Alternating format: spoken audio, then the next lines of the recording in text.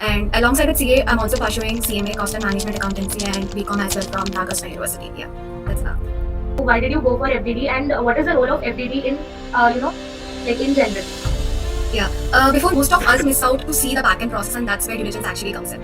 So diligence. Subjects that I'm supposed to prepare for my CA intermediate. Like assume that I'm a pass out student. Just I pass my CA intermediate exams. I would say F.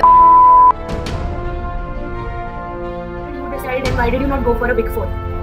Actually, it's a luck truly because I've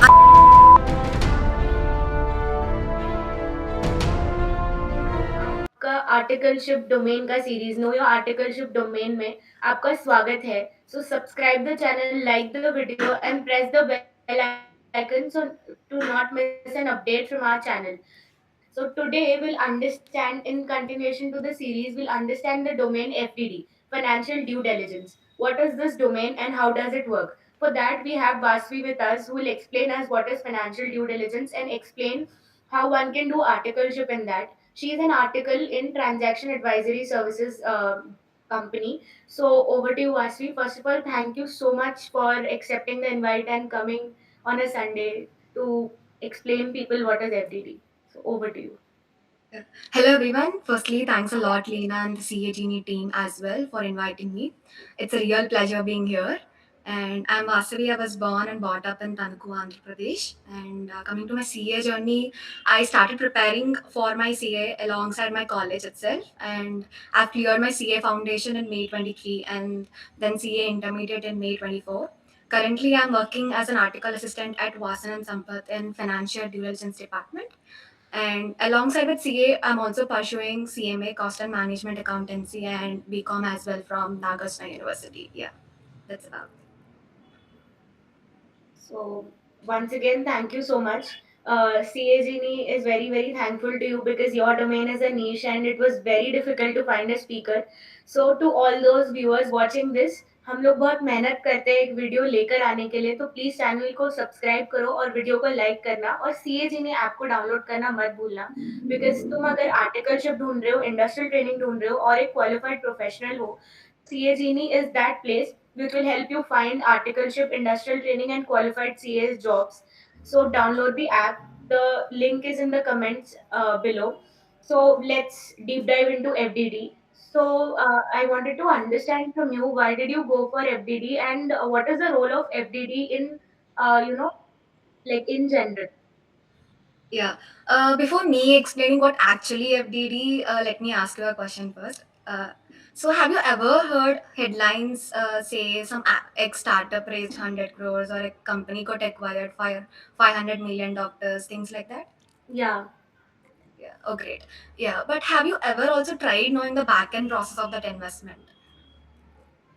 I tried to understand how it works. Like there are a lot of methods to do that valuation, and like there's merger acquisition involved in that. That is what I know. Yeah, but most of us miss out to see the back end process, and that's where diligence actually comes in. So, diligence is basically a comprehensive evaluation where you ascertain the financial implications of a business. It is mostly undertaken before, say, venture capital financing, M&A, or any restructuring exercise. Okay, let me also take a example with a real life to understand in a better way. Say you want to buy a second hand car. Okay, so before you pay and take delivery, you don't just rely on what the seller tells you, correct? He tells you like 100 and things, and Paka, you will perform some sort of procedures from your end also to ensure that whatever the seller is telling is correct. Say you check the RC, you check the service history, and you also may take a test drive. And if something feels off, you ask for reasons. Hey, what is happening? Why is this happening? And you also negotiate. Or if everything is not going well, then you just walk away. And what you're really doing in that moment is you're taking proper care before you committing your money. And that exactly where the term diligence also comes from. Due means proper and diligence means care. In the same way, before investor puts in even like 1 rupee, they want to be sure and take proper care that business is genuinely as good as it appears. So to carry out that, we carry out due diligence. And in due diligence, we also have so many. processes. Say it can be taken across different areas of business as well. Say for example, you want to verify numbers, you perform financial due diligence, or you want to identify potential legal risk if any, then you do legal due diligence. And we also do due diligence from two sides. Say one is buy side due diligence, which is like done for the investor or buyer, and the other is sell side due diligence, and which is done for the company raising funds or being sold. Yeah, that's FDD, and this is the role that it plays in the real life. Can you explain with an example, like an engagement that you have done from end to end, like how it starts and how it ends? Yeah. Basically, we begin FDD engagement with the initial kickoff meeting between the due diligence team and the target company. So, target is basically on whom the due diligence is being performed.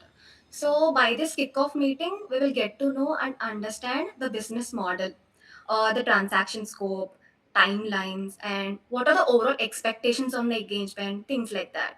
So, later, uh, the religions team shares a detailed information request list. We call it as IRL in short, with the target company. So IRL basically is a list which outlines the financial data and documents required to perform due diligence. And then we usually create a data room to where we exchange documents between the due diligence team and the target. And then after we getting all the data which is required, the due diligence team reviews it and then analyzes the information provided to identify key risks, if any, or trends, etc. So, on basis of this review, the team prepares a list of queries and observations, and then conduct discussions with the target. Say why is this happening to understand the underlying reasons for any issues. And after understanding the reasons for that, we do the analysis and discussions, and then we prepare a draft due diligence report which highlights key findings, risks, and observations. And we also put together CPCS considerations. So basically, CPCS points means consideration precedent and consideration condition precedent and condition subsequent. So what we do basically is we divide all the observations, queries which require further action by the target company into CPCS. So CP points are basically the target needs to satisfy before the investment is committed, and CS points are satisfied after the investment is committed. So after this draft is then discussed with the target company to validate facts and ensure accuracy. And after we incorporating all the comments and clarifications received by the target company also, we share the final due diligence report with the investor. And the last step in the financial due diligence engagement is we give CPCS certificate. As I've mentioned earlier, what is CPCS? So target will come back and say, hey, we have done this points. So yeah, can you please do the verification process and then issue the CPCS certificate? So then we verify those and then we issue the CPCS certificate. So which marks the completion of this engagement. So, be it buy side, sell side DD, it will be the same process Yeah, from the end same to end, whatever. process. Okay. So, like as you mentioned that this is the engagement, this is what is done. So, could you explain what are the skills required if I want to get into FDD, and like how is the interview process done in FDD? So yeah, to answer your question, I just want to answer the first part of the question. You have mentioned skills. I honestly feel that diligence, having a strong analytical skills is much more important than just knowing concepts, because FDD is never the same for every business. It changes from company to company and industry to industry as well. So every time you end up discovering something new or a new issue, a new risk, or a new way of looking at the numbers. And that's only possible when you truly understand the business and analyze the data. Coming to interview process in Vasan and Sampa, there are basically 4 rounds of interview, wherein the first round is written test, and then it follows by group discussion, and then we have a technical round, and the last one is HR round. And frequently asked questions, as I've mentioned earlier, that analytical skills plays a major role in due diligence. You'll be tested with your analytical skills and communication skills mostly, rather than typical technical questions. Say what is the uh, TDS rate under 194J or how DTA, DTL works. So they usually ask you a few case scenario based questions where, say, from investment related accounting standards.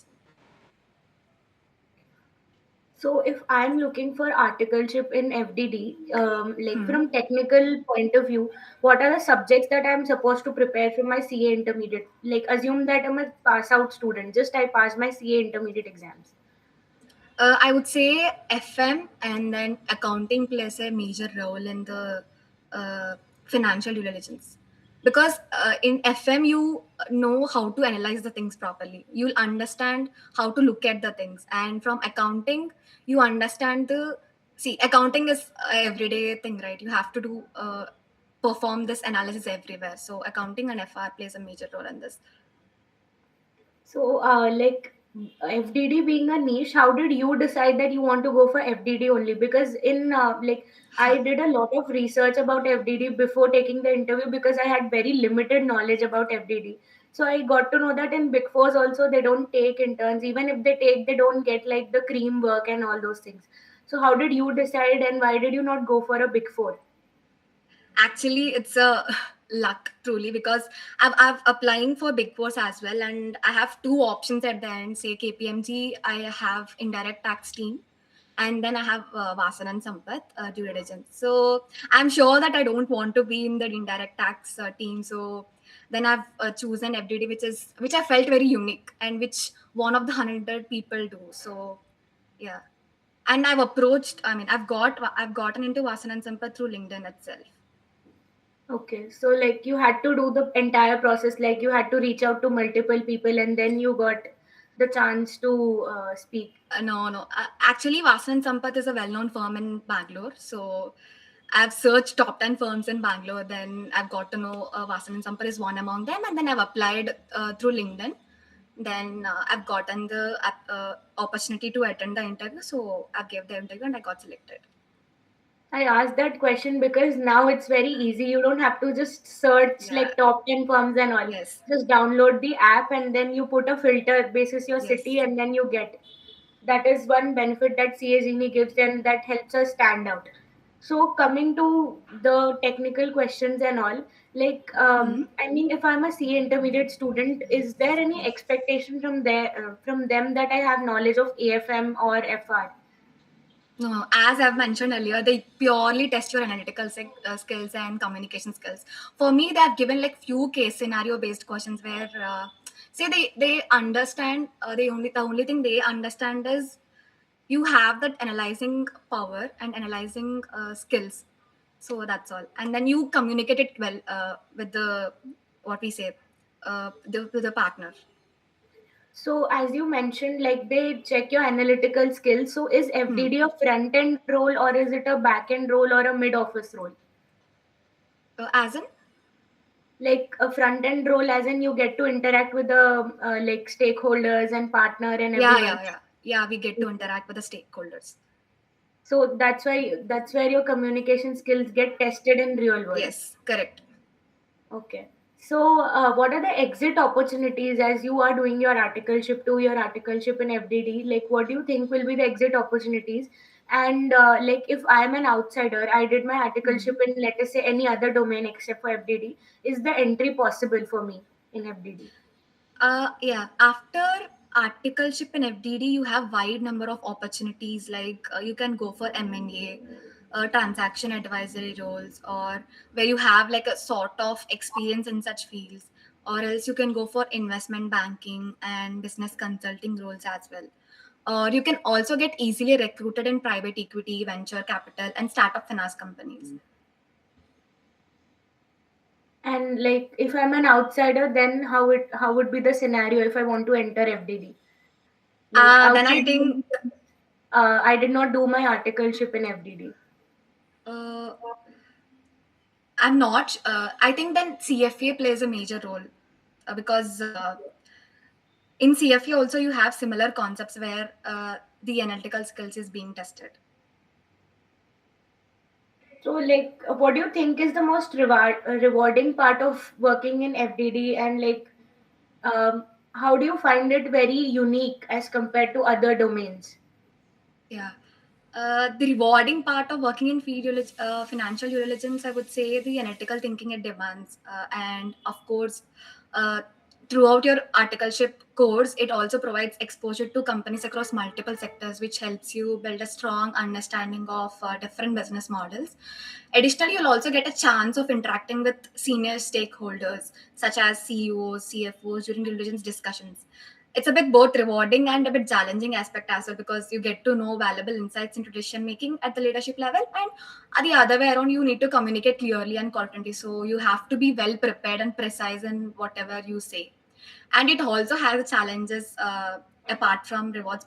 Say it has a tight and sometimes sudden timelines. Sometimes things suddenly pops up, and then we have to figure out, and then plan accordingly, and ensure that we have to give the deliverables on time. So, like you said, you're mentioning multiple times that it requires analytical skills. So, Yeah. like, let us say I'm an article. So, Hmm. analytical skills in what sense? Like, I'll be comparing a lot of companies' data. In what sense will I use my analytical skills? See, to compare data, firstly, we usually mostly work with all of the startup companies, because because only those companies need a lot of funds to grow, right? Yeah. So what happens in startups is they don't have much things prepared before. They'll not have the analysis sheets and all. For example, you take a SaaS company where you need a subscription tracker, so that if you don't have a subscription tracker, you can't even recognize your revenue. So if a startup doesn't have this tracker, you have to figure out alternative ways to analyze the same, and that gives a strong, what we say, for a big task for us to find alternative approaches, and there the huge analysis involves. And then by the alternative approaches, we have to figure out how to uh, find out the things, and then how to give a clear information to the investor, and that's where analysis plays a huge role, and this is one of the example of that. Okay. So, like, what is the difference between FDD, M&A, and like stat audit? Because these are all related to something or the other, which will help the investor. Be it stat audit, it is helping to understand the financial health. M&A is giving the picture whether Hmm. like what will be the value. So, how is FDD separate or different from these both? Yeah, although all three deal with financial information, they serve very different purposes. Say, stat audit is a compliance driven exercise where the primary objective is to provide reasonable assurance that the financial statements give a true and fair view, correct? So, in audits, they also follow prescribed procedures and checklists. But whereas in financial due diligence, on the other hand, it's a transaction focused review where you perform specifically for an investment, acquisition, or a fundraise. FDD also focuses on things other than the concept of compliance as well. Coming to M&A, in M&A, basically we assist in executing the deal. Say it answers the question, how can this deal be done?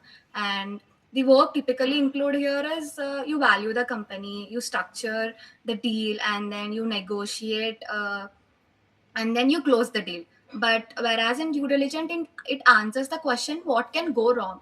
In short, I would say due diligence protects the investor from surprises, and M&A helps the investor to complete the transaction. So, as you mentioned, that it involves a lot of communication with the client and like CEO, CFO. So, is this a role where you have to travel a lot, or it's a role like wherein you just have like a Yeah, typical? we have a chart with the CEO and CFO. We will not travel a lot. Okay. So, how is your experience in FDD? Like, what clients you have been plotted on, and like what work you have done in your experience? Truly, I'm very grateful and thankful for being part of diligence, because this experience has helped me grow, not just professionally but personally as well. Because I was a very reserved and less confident person earlier, but working in this domain made me to communicate better, think independently, and then it also taught me how to approach problems with confidence. And I also feel lucky to be part of this team, because along with due diligence, I've also got to do a lot of things such as stat audits, tax audits, valuations, and M&A. And apart from work, most importantly, the team is also like so supportive, encouraging, and they always tries to give you the best work and learning opportunities. And I honestly feel that my articleship is being like a rainbow, and then colorful and bright. You're the first person who's appreciating the team that they got in their articleship. It So was, how I is mean, it's yeah? honestly a pleasure working here, and I honestly we be as a family. We treat each and every person as a family member, and we what we say we care about each other. We share all of the things, and I that's why I feel very lucky to be part of this team. How is the work-life balance in FDD? Is it like you have any season? Because in traditional domains we have a concept of season. So how does FDD work? I say it's a 365 days season. There is no way saying you get DDs in this period and you don't get DDs in this period. Throughout the year, we do approximately some 30 to 40 DDs every year, and we constantly keep working at a time on like 2, 3 DDs as well. So I no, there is no specific reason for DD as such. Yeah, it is quite difficult to you to study to balance your life and career as well, because you have to work all the 365 days. But I feel if you want to study, then you can allocate somehow the time and then study. Okay. So let's get into another section of our podcast, that is Funde Ka Funda, and then we'll wrap up this. So my first question is, it will be a MCQ based this thing session. So I'll ask you one question and I'll give you four options. You have to select one and give a reasoning behind that. So first thing is, what does FDD stand for? Is it financial due diligence? A. Option B, it is forever asking for data. Option C, frequently delayed deliverables, or option D, all of the above. It's like the full form is financial due diligence, but I will say that it's a forever going data, because we constantly do the DDs, and we constantly get the data, we constantly work on them. So yeah, forever doing data. Yeah. What is the most common sentence in FDD? Option A, that data is 100% complete. Option B, that you'll get the data and the deliverable in 5 minutes. Option C, we'll share it shortly. Option D, none of the above. I would say the first question is pakka no. The data is not at all 100% complete in any DD, and we use this will take just 5 minutes to juniors, and we will share it shortly with the senior management. So, what is the correct answer? B and C. I feel for me it is C, because now I'm senior. And like, what is the meaning of adjusted EBITDA as per FDD? It's a creative imaginary figure, option A.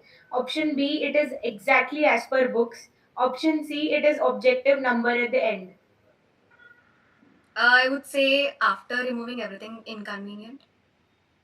Okay. So yeah, let's wrap up this session. Before that, I want to ask Vasvi one thing. Like, what is your suggestion to the viewers, like who are watching and they want to work in FDD? I would 100% recommend, because as I mentioned earlier, it is 1 out of 100 get this opportunity. So yeah, why not? And I'm sure that you'll learn a lot of things, and I would strongly recommend you to be part of FTD. So, like, as you mentioned that you recommend people, so what skills they should have to get into FDD? Like, apart from learning Excel, like, are there any technical skills? I mean, with respect to these Excel and all these things, is anything required? I feel enthusiasm is required, and then you should have a lot of patience and then dedication towards your articleship.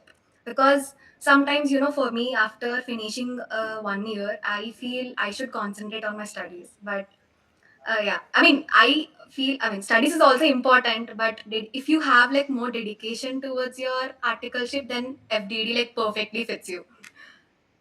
Okay. And you So, have to also know how to manage studies and then articleship. That plays a major role in FTD, because you have a very lot of time and you have to plan your studies in that time itself. okay. So, thank you so much, Vasvi, and thank you so much to all the viewers who have watched the podcast till the end. So, to all the viewers who have watched the podcast till the end, please subscribe to our channel, hit the bell icon to not miss an update from CA Genie. and download the app now. So bye till the next video. Thank you so much.